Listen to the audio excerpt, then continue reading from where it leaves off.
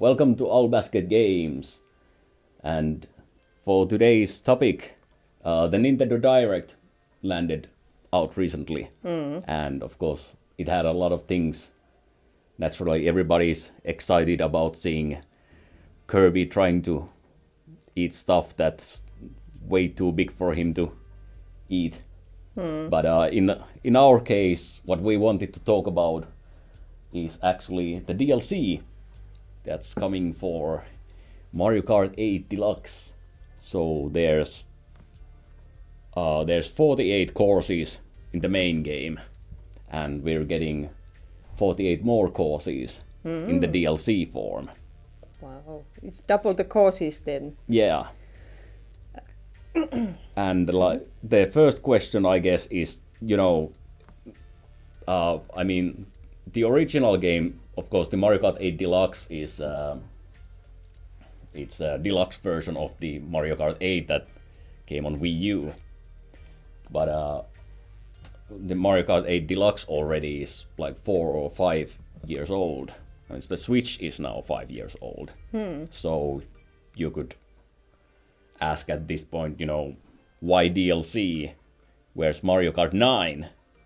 Why aren't we getting a whole new game instead of, DLC? Yeah, especially since the Deluxe for Switch is kind of... It has the DLC that came for the Wii U version of Mario Kart 8. Yeah. There were special characters who came with their own cups. And some outfits for the Mii characters as well. Yeah, I don't remember what other DLC there was, but yeah, so the Deluxe is already a base game plus DLC. And of course, like they fixed the... Battle mode. Yes, the battle mode. They fixed the battle mode in this version as well. So in the original version, you were just running like full tracks back and forth and trying to hit each other, and whereas the Deluxe version has like a whole dedicated battle mode in it with all sort of different battle games and stages. Yeah, and it's been, you said, 5 years already. And now they are bringing in DLC for the Deluxe version of Mario Kart 8. Yeah. So what's up with that? Yeah. So we looked at some of the numbers, and well, it seems that, well, the Deluxe has sold really well. So we checked the VG charts page, and it seems it sold estimated around 43 million copies worldwide.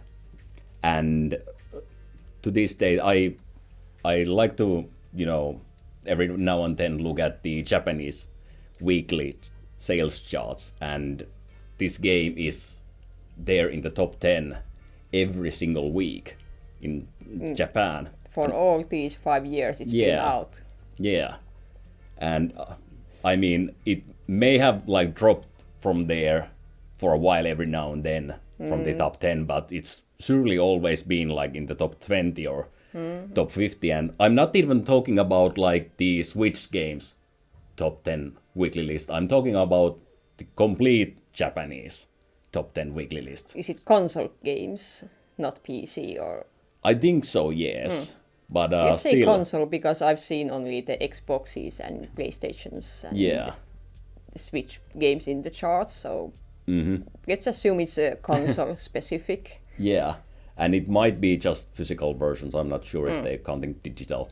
But yeah, it's sold 4 million copies in Japan and apparently 43 million copies worldwide. So, that might explain Nintendo looking at it and thinking, instead of making another game to compete with this game that has sold phenomenally, why not just, give something for those who already have the game, which is a lot of people. I think Switch at this point has sold a bit over 100 million copies. So almost half of the user base has Mario Kart. Yeah, but it's been 5 years, and it's been silence all these years. And we talked about this with you, and there are many people are making theories that they have been making the Mario Kart 9 all this time, but then they just looked at the sales numbers of 8 and saw that why the heck are we making a separate games? Like you said, it would compete with this game, which is already owned by half of the Switch's user base. So what I'm getting at is that all these years, no DLC. They had plans to make a game, separate game, but somewhere down the line, they decided that it would be more wise to just put some DLC on the existing game, maybe scrap the whole 9 altogether, or put it in the back burner for a little while. Maybe use it as a launch game for the next system whenever it comes. Yeah, that's very probable, and I actually think if you look in the history of Mario Kart, there's usually just one Mario Kart game per console, right? So Super Nintendo had its own Mario Kart, and Nintendo 64 had Mario Kart 64, and then GameCube had Double Dash, and we had its own Mario Kart. So there's usually just one Mario Kart for every console, but it's selling really well. So in lieu of that, I'd see that, Nintendo has said that they're hoping that Switch at this point is only around halfway of its life cycle, so to speak. So they're hoping to get apparently 5 more years on Switch, and that would mean 5 more years of no sequel for Mario Kart, which is, as we can see, a series that sells really well.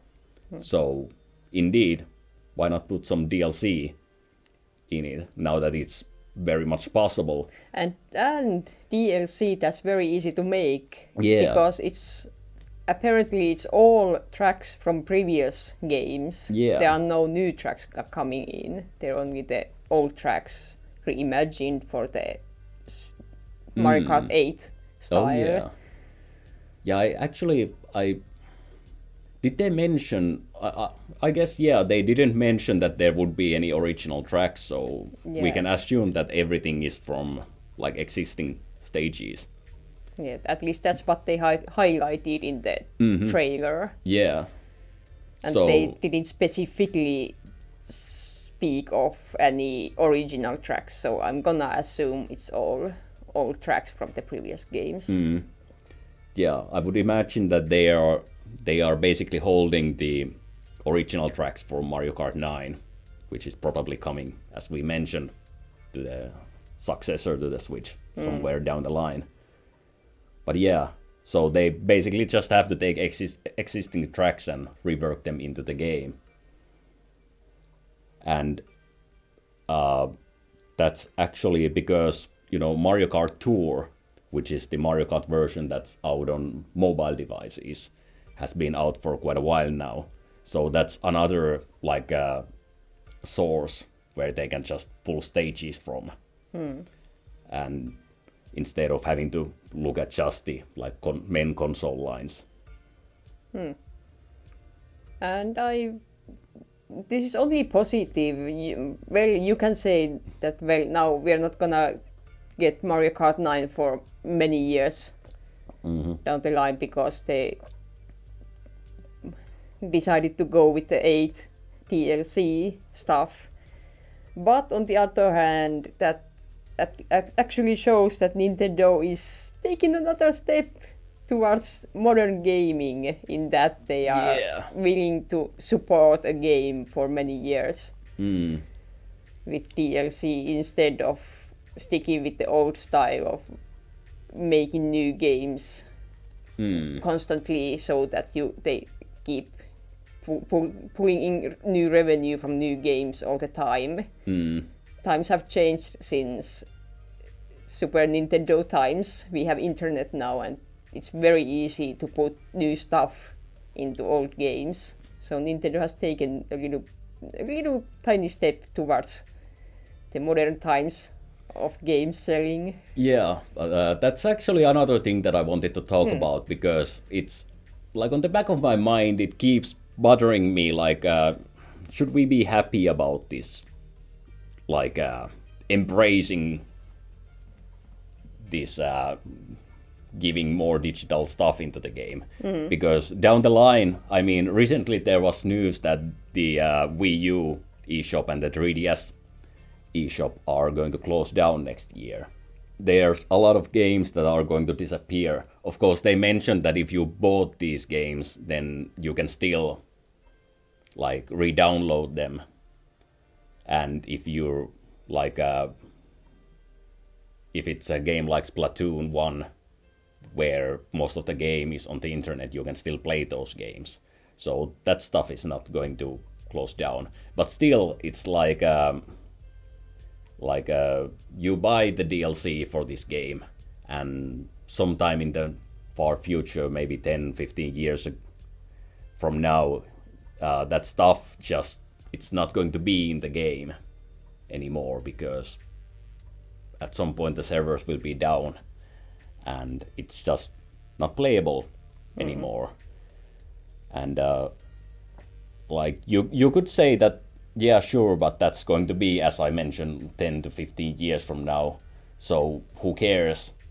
And I think, you know, that's a valid point, because looking back, like, of course we have a lot of physical like old games in our closet, but we don't really play them, or because it's kind of hard to, you know. Yeah, you have to take out the console, put it in the TV that doesn't have SCART Yeah. connections anymore. It's a chore to start playing a new game if you don't have dedicated gaming spot for those consoles. I mean, calling it a chore is kind of like underselling it even, because I mean, this TV doesn't really take anything except HDMI cables. So if I want to connect my old Nintendo Entertainment System into it, I would have to buy some sort of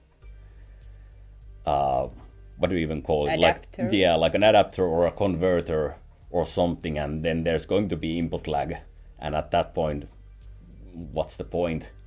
So yeah, it is kind of troublesome. I mean, we do have another TV in like in the, not a garage, but like in our storage, that does have like all those old input connections. Yeah, whatever you call them. So we could basically attach them to that, but once again, that would mean putting the whole thing up and so on. So it's much easier to just play those games digitally on like the Switch. So in that sense, I can like understand that, you know, it's not that big of a deal that, you know, it's a digital add-on, and especially since like Mario Kart 8 Deluxe, it's a wonderful game by itself. So even 20 years from now, if somebody buys this game, I mean, maybe they're going to lament that, oh, it's a bit of a pity that you can't experience the DLC tracks, but the base game is really good. So in that sense, like, it's still a great game, it doesn't matter. And one could argue, since the DLC tracks are from previous games, you could go to those older games. You could go to Mario Kart Wii and DS and buy those, and then experience those tracks. Yeah. Some would use that as an argument. It's not a very good one, but at least the tracks are existing in some in the games, other games. Yeah. So it's not like any of those tracks will be like lost to time completely. Except the Mario Kart Go is gonna be... Yeah, the tour. The tour stages. Yeah, but that's the times we are living in. It's easier and easier to put stuff in your games. on the other hand, it's a blessing for many studios especially the smaller studios who have just small teams to make at least some kind of game, and you can then put it out there, and then you can publish some DLC for the fans, and cultivate kind of a fan base and this group mentality over your game, and putting in gradually new stuff in there. Yeah. You can't argue it's all bad, but yeah. But on the other hand, if Nintendo did put out the DLC, it would be just the Mario Kart 8 Deluxe, and people would be playing that for 10 years. So from the business standpoint, it's very wise to put out some DLC, because they're gonna get a lot of money from that. Yeah. It's about what, $20 or $25 was the pass for the all the tracks. Yeah, so it's not that big of a deal. But that's a lot of money. It's half of the game's initial price. Yeah, was it? It is. I think so. I mean, it's a $50 or $60 game, I think. But actually, I just, today morning I saw somebody on Twitter lamenting about the the fact that I'm not sure what happened to this person. I mean, I assume that they got banned from Destiny 2 or something, but they were lamenting about the fact that they put so much money into the game and so much time, and they now have absolutely nothing to show for it. And apparently it really seemed like whatever money they put into the game, which didn't seem all that much. It was like, we're not talking about thousands of dollars that some people put into free-to-play games. It seemed like he just, or he or she or whatever, just bought the a base game and some additional content, so the base game plus $60 or something to that sense. But it seemed like that was a lot of money to this person. And at this point it was just gone. So it does remind me of the fine line that we're walking with buying these goods as digital services. And I have heard people having trouble with the fact that people who bought digital stuff for the Wii, and then their Wii broke and it was just all gone. You had to rebuy it if you wanted to buy the stuff. We didn't have the account system they now have. You have the Nintendo's account.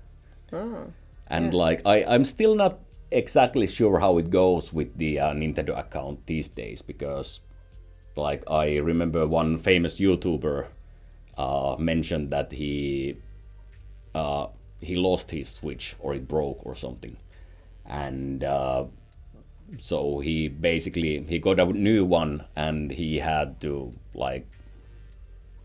get back his online rankings, so to say, in Super Smash Brothers, because that's something that wasn't saved in the game. Oh, it was stuck in the game save or somewhere in there. Yeah, because I don't really understand the details, because Nintendo has this cloud service where all your save game gets saved into the cloud. But I guess the data for your online rankings or something like that doesn't. I don't really know. Or maybe they couldn't just remember their password and they had to create a new account. Yeah, but it is true Nintendo has had this very weird transition period with going to online services, with Wii U being kind of a isolated system. If you bought something there and the Nintendo won't know you bought the stuff, and if you wanted to transfer to Wii, you had to essentially brick your Wii. They had this system in place, you could transfer Wii into Wii U. Yeah. And after that, the Wii itself would be unusable, I think. I guess like it could be used, but it was no longer tied to you. Or basically, you transferred all the stuff and then it like erased all that stuff from the Wii. Yeah, but that's the point. It's from console to console, not Yeah. to cloud. Yeah. And then you have the cloud, and from there on out, every console you have will connect to your account and see, hey, you have these games and you have these things ordered or bought. So the Wii and Wii U era was kind of this very weird transition, and it's not perfect on Switch either. But in the latest, it was during was it in the January, they had some kind of shareholder meeting, or was it earlier? Time is lost in my mind. Yeah. But somewhere in the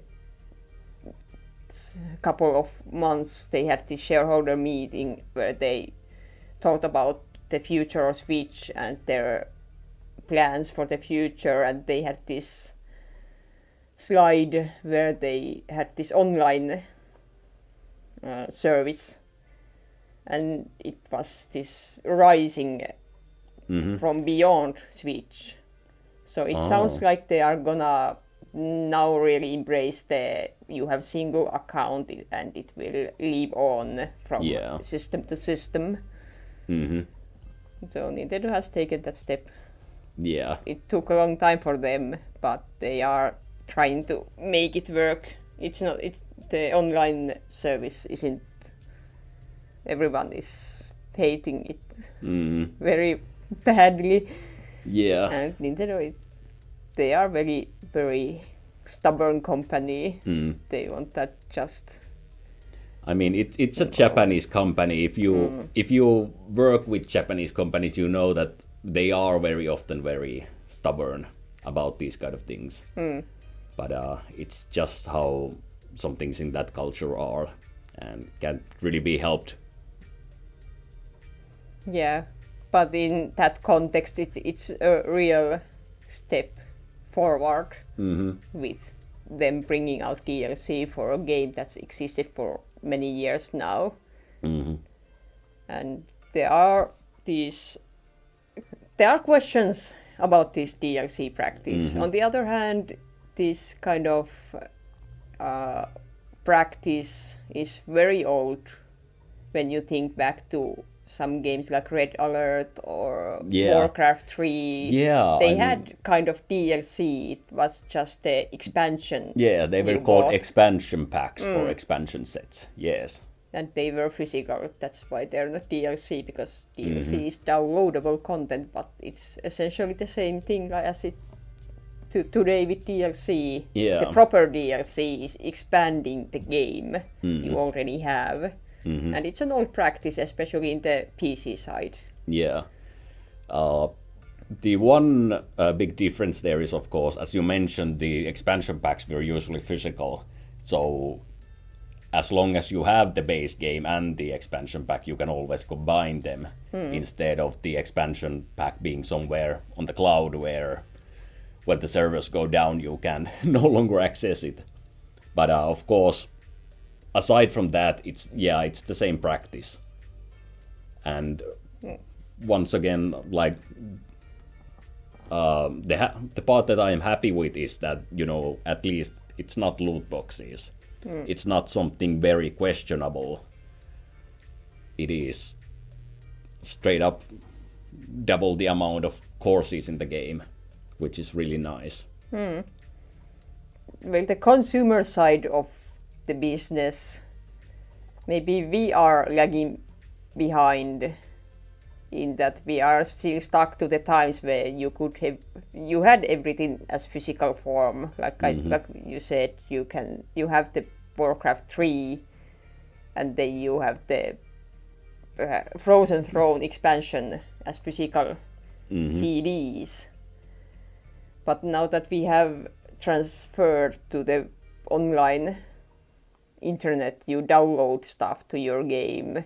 Maybe it's time to start thinking, well, not only consumers but the console makers and PC as well, to think about how would you provide a means to preserve the DLC.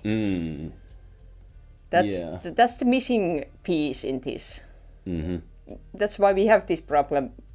If they ever, and there will be a time where Nintendo pulls down the servers for Mario Kart 8 Deluxe DLC, and you will not be able to download that unless they have until that time built or developed an infrastructure that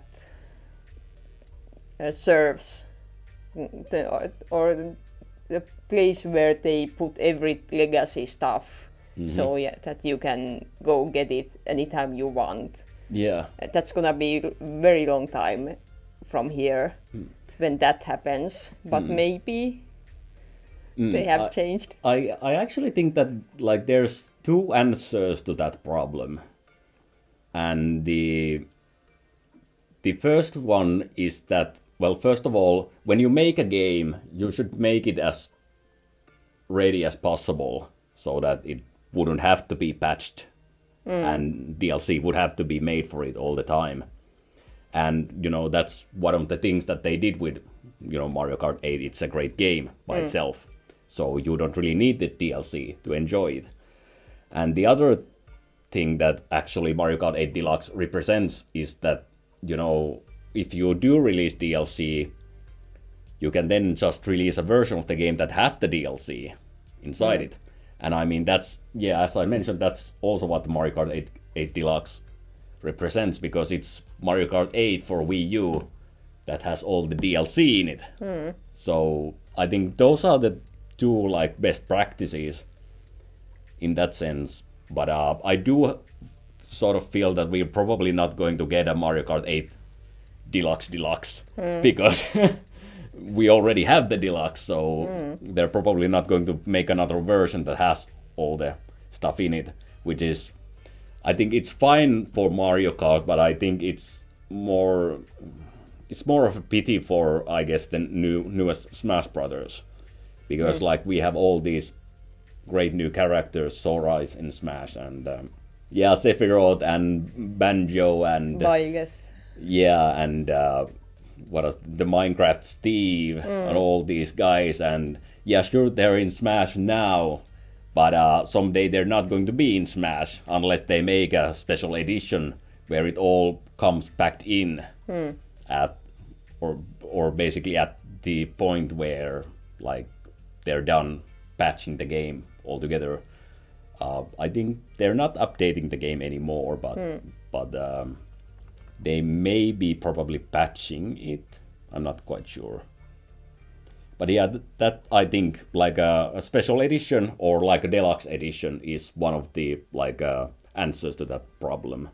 Yeah, but that's assuming we're gonna have physical copies 10 years from now. Because let's face it, it takes more money to produce a physical game than put it on the server and let people download it from there. Yeah. And it is very probable we're gonna live in a time or age where all the games there are no physical versions, at least from the producers of the games themselves. And if that time comes, then it's even more harder to use that argument. At least it's a full game, because you don't even have the full game anymore when they pull the servers down. Yeah, there's not going to be any game. So that's why I'm proposing this kind of a consumer awareness, and also the console makers would bring out this solution that lets you somehow store your games indefinitely for maybe there would be some kinds of SD cards that the Nintendo sells for $100, whatever. But at least they provide a solution. They give you the tools and means to keep them with yourself forever, or as long as the SD card doesn't get corrupted. Yeah. And that's like some kind of a fantasy I conjured up in my head right now. I mean, you'll say it's a fantasy, but if you look at GOG.com, the whole business model there was, I don't know if it's anymore, but it was for the longest time that you can just download the games and there's no DRM, so you can basically just put them anywhere and make like your own copy of them. Oh, the DRM also, even though you have the physical copy, they might have the DRM inside them. Yeah, in some of the games. Wouldn't that be a problem too, even if you had the physical copy, but there's no server that can check if it's valid? Yeah. And that's most of the physical games might already have something like that. So they don't say it in the box anywhere, and that's one bigger problem, because as a customer you wouldn't know that until they pull the servers down and it says that, oops, sorry, we don't know if you have a legit copy or not. Yeah. I mean, that apparently seemed to be a problem with PlayStation 4 at some point, but I think they fixed that. So you wouldn't be able to play any of the games because like the Sony servers would be down, and it wouldn't let you play any games if it couldn't check the clock from the Sony servers. But yeah, those are some big problems. But well, I don't know if they're really big problems, but like from the consumer side, stuff that we need to be a little bit aware of. Like the whole point of like buying a game physically is that you want to be able to play it for a long time, and you want to be able to resell it maybe to another person. But of course, if it stops working in the future without your knowing, then it's basically that trust has been broken in that sense. Yeah, and at this point of time, no laws, as far as I know, in anywhere in the world are made to protect customers of games like these that might not be playable anymore. And that's why the companies are exploiting it right now. They have games that are online only games. Well, of course, games that are online only, that's very I can understand that, but if it's a single player game and you still have to connect to a server to play that game, well, then there's the streaming games from the servers, the Xbox Game Pass and well, Stadia. Although it's a dead system, it's the future. People will want to have good graphics and play games with their phone or their busted up business PC just for fun for a few hours, and you get the best of graphics because it's not dependent on your computer. It's the server that takes care of the processing power and just streams it through the internet. So that's gonna be even bigger problem than these games dying because of the servers are pulled down, because there are no you wouldn't have any game. There are no game. Yeah, I mean at that point we'd have to like begin to digitally archiving these sort of games, and there would have to be laws where you know make sure that when the plug is pulled from a game or a game servers, then you would have to release all the code to some like game museum or archive or another place, and then it would be like stored there. Yeah, but the problem is that for the businesses, for the game developer, that's not a good option, because that way you sell the game for people and you give it for free. You let them poke around the code and make it work on their private servers. That's money stream that's not gonna be flowing anymore. Yeah, but I think it's the same thing as, you know, with like works of art, in that, you know, I don't remember what's the exact date for them, but like in 50 years or something, you lose the like rights to your art, and then it becomes like what is this, public domain. domain. Yeah. So I guess we would have to make like similar laws for video games, so that and the businesses have already accounted for that, because they tie the IPs to the business, and that won't die. Yeah. Even though if the person who came up with the IP, for example, the guy who created Halo, he doesn't own it. Microsoft owns Halo, and they're gonna be living, unless something very drastic happens, then Microsoft will be with us next eons. So that's something that copyright laws can't really touch if the IP is tied to the brand or the business. But I think it would have to be some kind of law that basically looks at, okay, so Halo 1 was released on this day, and exactly 20 years from that it becomes public domain. Yeah. Or, you know, something to that sense. And it will only work if it worked like that. But if instead, like, companies are starting to circumvent it with some, like, you know, yes, we released Halo 1 on this day, but then we patched it on this day and this day and this day, so the date just keeps being moved forward, then it's not going to work. Yeah.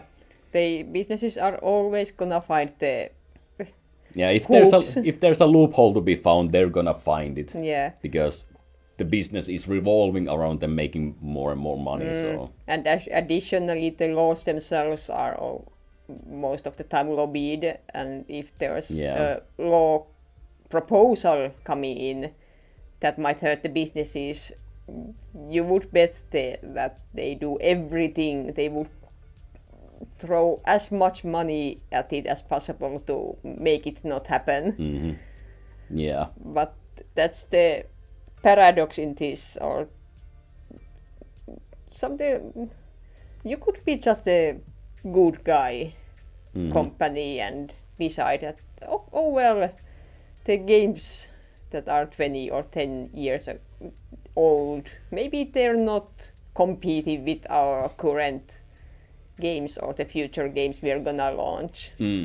Because I think the businesses, they see that a game from 10 years ago, it's not gonna hurt them anymore or anything, but if they give that little bit of leeway, maybe, let's say World of Warcraft will shut down maybe 5 years from now officially, but the Blizzard would just give the netcode and everything to the gamers and say, hey, here's the code, make your own servers, start hosting this somewhere, have at it. It wouldn't hurt them at all, but what are they afraid of by giving stuff? Is it that little notion you give to them? Is it that if you show a little bit of friendliness to the players, that they are gonna start demanding more and more? Or you as a business are admitting that, yeah, this is the proper practice, and that's how lawmakers or some other companies, maybe it's the lawmakers, would see it as the admission of guilt some way. I hope you understand what I'm trying to say.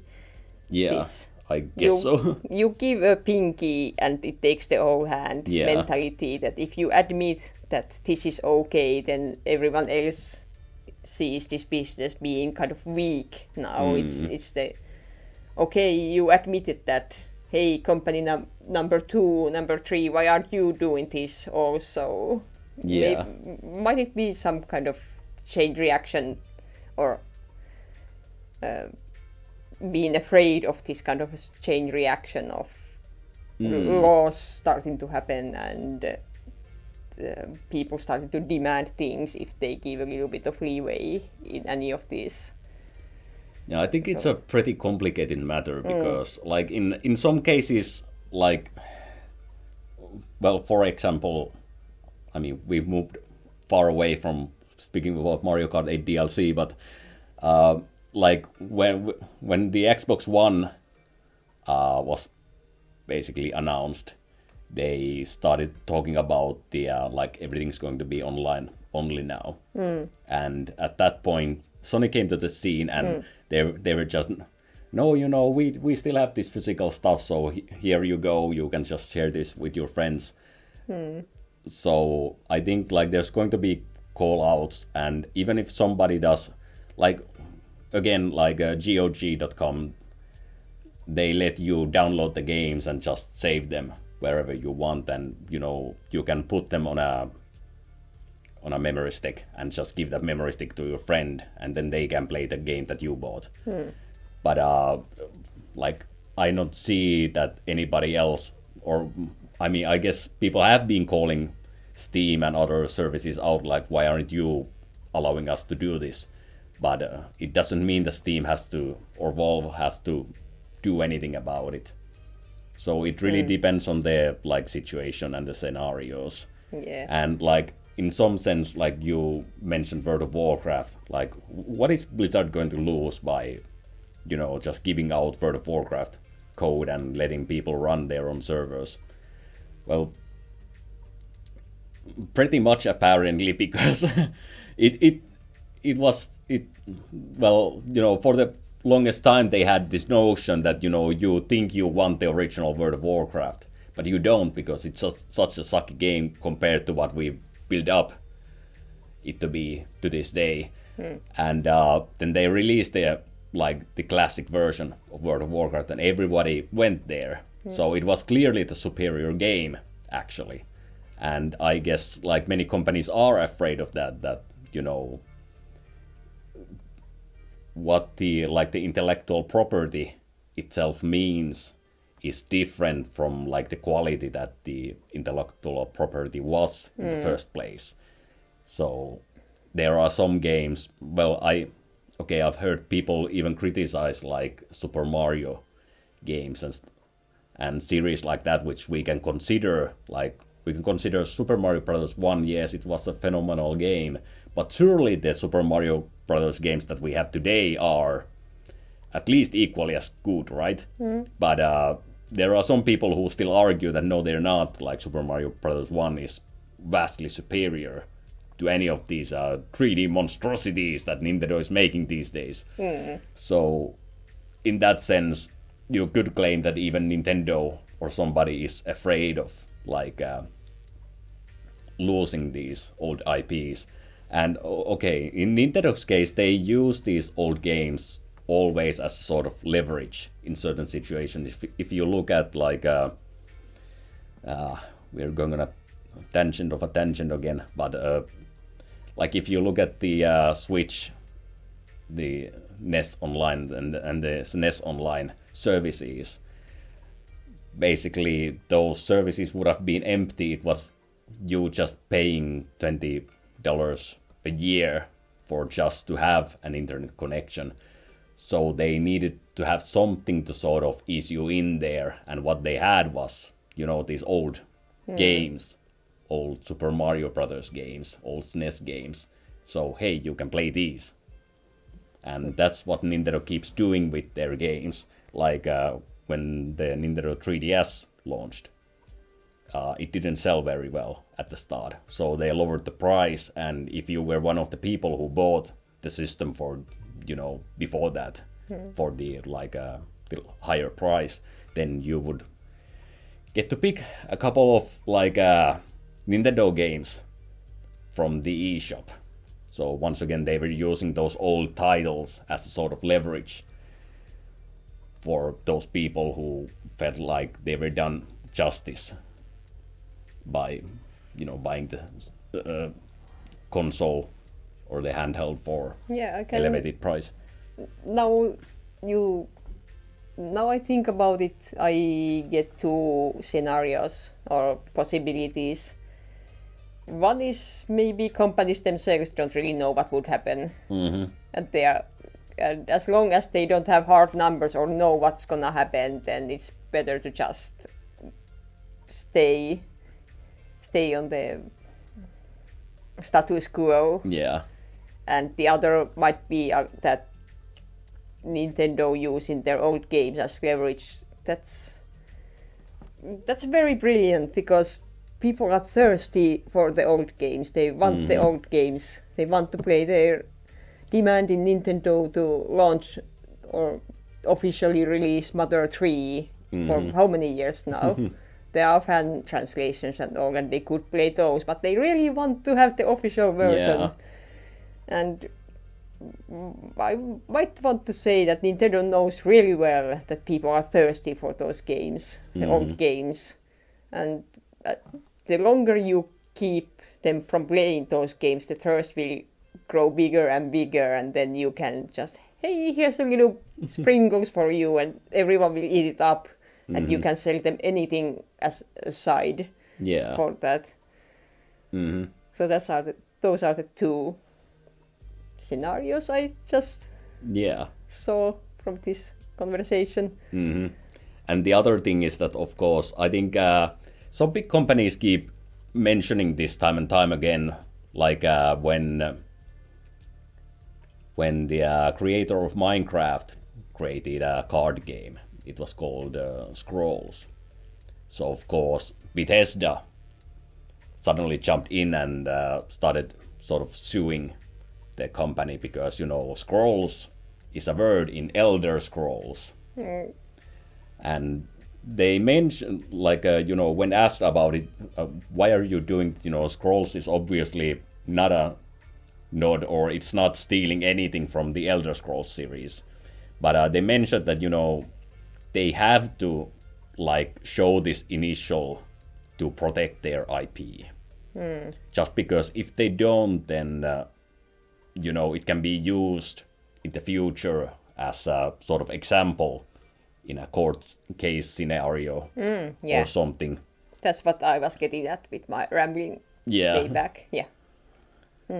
So that's one of the big reasons, So we are gonna circle back to DLC, because this is a bigger issue than just getting a game.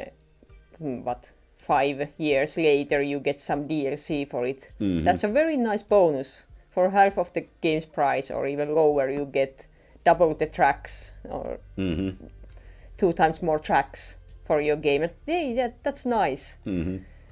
But when you think about the long term, the possibility that you won't be able to get those tracks anymore. The ramifications. And it's a big topic, like you heard from all these thoughts we just talked about. It all comes back to these games companies really pushing the online because it's cheaper and they can sell the game over and over to you again. They really don't want to be the good guys or the friends of the players, because if you're a friend of a player, you won't get the maximum amount of money you could pull out from them. And even though I mentioned like the deluxe editions, but like it's true that we bought Mario Kart twice, and I guess we actually bought Mario Kart 2.5 times, because I also bought the DLC for this game, and then these two.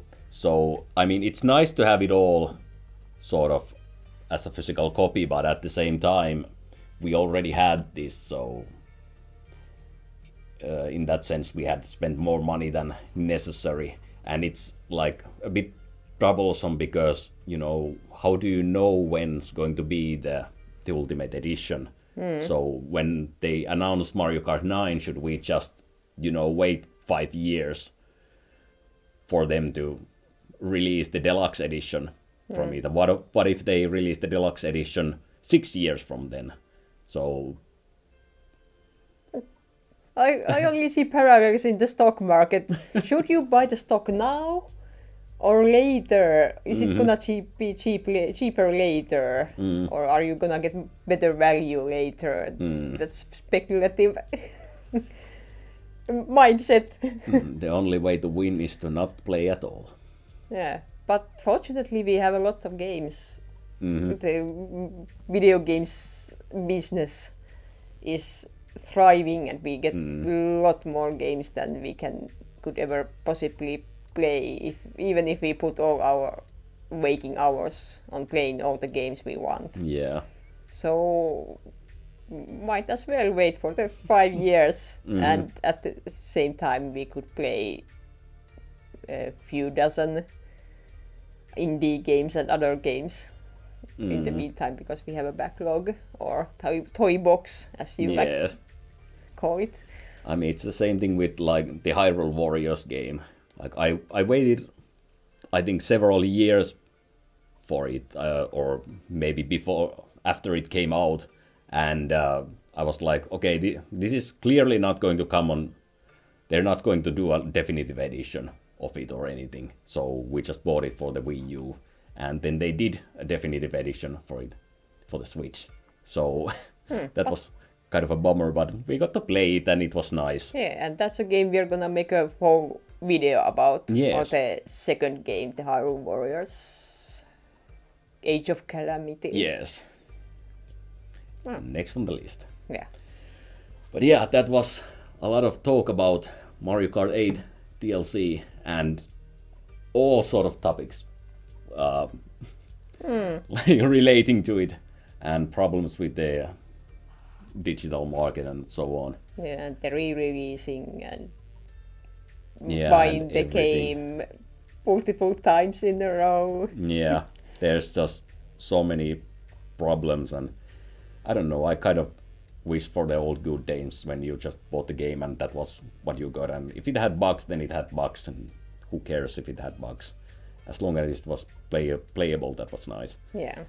So that was our talk about Mario Kart 8 Deluxe DLC. So thank you for listening, and we'll see you next time. And please give us some comments. Did you like it or not? Yes. And put some of your own ramblings in too. Yeah. Yeah. That's what We rambled for an hour, so that you can now ramble for an hour in the comment section. Thanks. Thanks. Bye bye. Bye bye.